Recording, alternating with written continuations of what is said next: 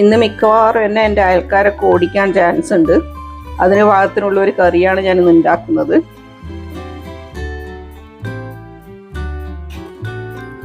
കറി എന്താ ഉണ്ടാക്കാന്ന് ആലോചിച്ചിരിക്കുമ്പോഴാണ് ഈ ഉണക്ക ചെമ്മീൻ ഓർമ്മ വന്നത്. അപ്പോൾ ഇത് ഒന്ന് കറി ചാറുണ്ടാക്കാമെന്ന് വിചാരിക്കുകയാണ്. ഇതിലിങ്ങനെ ഇതുപോലത്തെ പൊടികളൊക്കെ ഉണ്ട്, ഇതൊക്കെ ക്ലീൻ ചെയ്യണം. പിന്നെ ഇതിൻ്റെ തലയും വാലൊക്കെ ഒന്ന് നുള്ളി വൃത്തിയാക്കി എടുത്തിട്ട് വരണം. അതിനുശേഷം നമുക്കിത് ഒന്ന് വാഷ് ചെയ്തിട്ട് ഒന്ന് ഫ്രൈ ആക്കി എടുക്കണം. അതൊക്കെ ചെയ്തിട്ട് നമുക്ക് തിരിച്ചു വരാം. ഇതുപോലെ നന്നായി ഒന്ന് കഴുകണം. കാരണം ഇത് എന്തിലൊക്കെ ഇട്ടിട്ടുണ്ടാവുക, എവിടെ വെച്ചിട്ട് ഉണക്കിയിട്ടുണ്ടാവുക എന്ന് നമുക്കറിയില്ല. നമ്മൾ പലതരത്തിലുള്ള വീഡിയോസൊക്കെ കാണാറില്ലേ. അപ്പോൾ നന്നായിട്ടൊന്ന് ക്ലീൻ ആക്കി എടുക്കുക. ഇതിൽ ചിലപ്പോൾ മണലുണ്ടാവാൻ ചാൻസ് ഉണ്ട്. അപ്പോൾ ഇങ്ങനെ വെള്ളത്തിലിട്ട് അതിൽ നിന്ന് എടുത്തിട്ട് ഫ്രൈ ചെയ്യാനിടുന്നതായിരിക്കും നല്ലത്. എന്നാൽ ആ മണൽ താഴ്ന്നു നിൽക്കും, അല്ലെങ്കിൽ ചിലപ്പോൾ മണലിൻ്റെ അംശം വരാൻ ചാൻസ് ഉണ്ട്.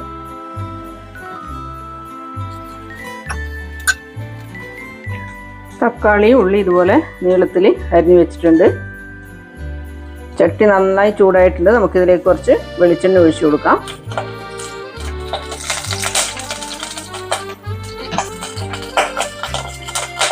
ഈ തക്കാളിയിലും ഉള്ളിയും കൂടെ നമുക്ക് കുറച്ച് ഉപ്പും മഞ്ഞളും മുളക് പൊടിയും കൂടി ഇട്ട് നന്നായി കൈ കൊണ്ട് ഞെരടി യോജിപ്പിച്ചിട്ട് ആ വെളിച്ചെണ്ണയിലേക്ക് ഇട്ട് കൊടുക്കാം.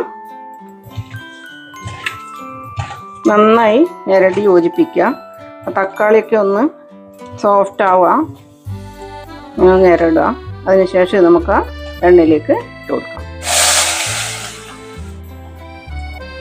തക്കാളി ഉള്ളിയും അതിൻ്റെ കൂടെ നമുക്ക് കായ ഇടാം. അതുപോലെ നീളത്തിൽ മുറിച്ചത് ഇടാം. ഇഞ്ചി ചെറുതായിട്ട് അരിഞ്ഞിട്ടുണ്ട്, ഇത് നമുക്ക് ആഡ് ചെയ്ത് കൊടുക്കാം. പച്ചമുളക് ആഡ് ചെയ്യാം. കുറച്ചുകൂടെ വെള്ളം ഒഴിച്ചിട്ട് അടച്ച് വേവിക്കാം.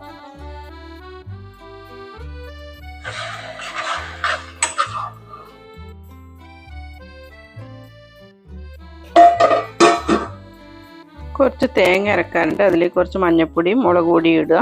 എന്നിട്ട് ഒരു പോട് ഗാർലിക്കും കൂടി ഇട്ടിട്ട് നല്ല സ്മൂത്തായിട്ട് നല്ല മഷി പോലെ അരച്ചെടുക്കാം. ഇത് നല്ല സ്മൂത്തായിട്ട് അരച്ചെടുത്തിട്ടുണ്ട്. വെന്തുകൊണ്ടിരിക്കുന്ന കറിയിലേക്ക് ആഡ് ചെയ്യാം.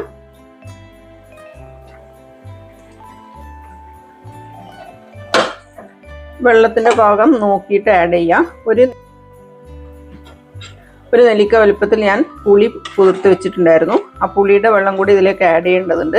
അതുകൊണ്ട് മിക്സിയുടെ ജാറ് കഴുകിയിട്ടുള്ള വെള്ളവും അല്ലെങ്കിൽ പുളി പിഴിഞ്ഞിട്ട് അതിനകത്തോട്ട് ഒഴിച്ചിട്ട് പാകത്തിന് നോക്കിയിട്ട് ആഡ് ചെയ്യാം.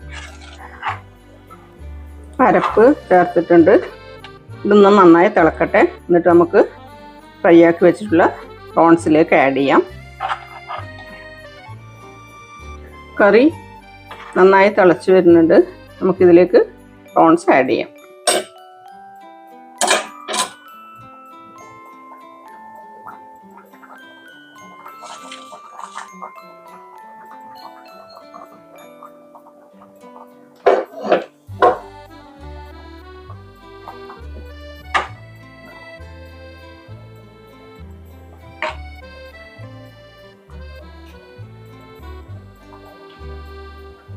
നന്നായി മിക്സ് ആക്കുക. എന്നിട്ട് ഇതിനകത്ത് ഇരുന്ന് നന്നായി ഒന്ന് വെന്ത് വരട്ടെ. തേങ്ങ അരക്കുമ്പോൾ നമ്മൾ ഫ്രൈ ആക്കി വെച്ചിട്ടുള്ള ഒരു 5-6 പ്രോൺസ് കൂടെ ഇതിലിട്ടാൽ കറിക്ക് വേറെ ഒരു ഫ്ലേവറാണ്. ഞാൻ അരക്കുമ്പോൾ പറയാൻ വിട്ടുപോയി. ഇതിന് നന്നായി ഒന്ന് തിളച്ച് കുറുകട്ടെ. ഈ സമയത്ത് നമുക്ക് എരിവും ഉപ്പൊക്കെ ഒന്ന് നോക്കി സെറ്റ് ചെയ്യണം. അടച്ചു വെച്ച് തിളപ്പിക്കാം. കറി നന്നായി തിളക്കുന്നുണ്ട്. നമ്മൾ മീൻ കറികൾ ഇതുപോലെ പ്രോൺസ് ചാറൊക്കെ ഉണ്ടാക്കുമ്പോഴൊക്കെ നമുക്ക് മൺചട്ടി തന്നെയാണ് നല്ലത്. രുചി അതിലാണ് കൂടുക. അപ്പോൾ അതിന് കണക്കായിട്ടുള്ള വെള്ളം വെക്കണം. കാരണം ഇത് നമ്മൾ ഓഫാക്കി ഇട്ടാലും പിന്നെയും വെള്ളം വറ്റി വരും. അപ്പോൾ അതിന് കണക്കായിട്ട് വേണം നമ്മൾ വെള്ളം ചേർക്കാൻ വേണ്ടിയിട്ട്. ഇന്ന് മിക്കവാറും എന്നെ എൻ്റെ അയൽക്കാരൊക്കെ ഓടിക്കാൻ ചാൻസ് ഉണ്ട്. അതിന് പാകത്തിനുള്ള ഒരു കറിയാണ് ഞാനിന്ന് ഉണ്ടാക്കുന്നത്. ഉണക്ക ചെമ്മീൻ ചാറാണ്.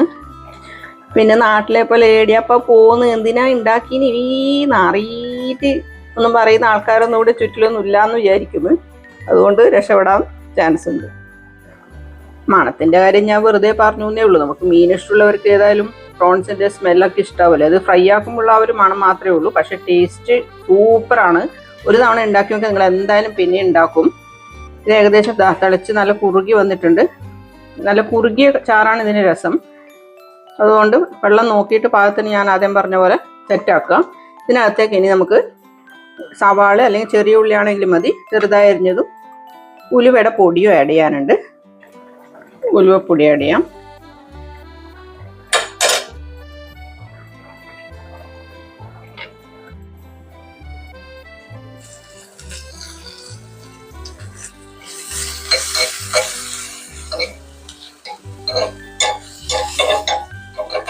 കുറച്ചൊരു ബ്രൗൺ ആകുന്ന വരെ നമുക്കിത് മൂപ്പിച്ചെടുക്കണം.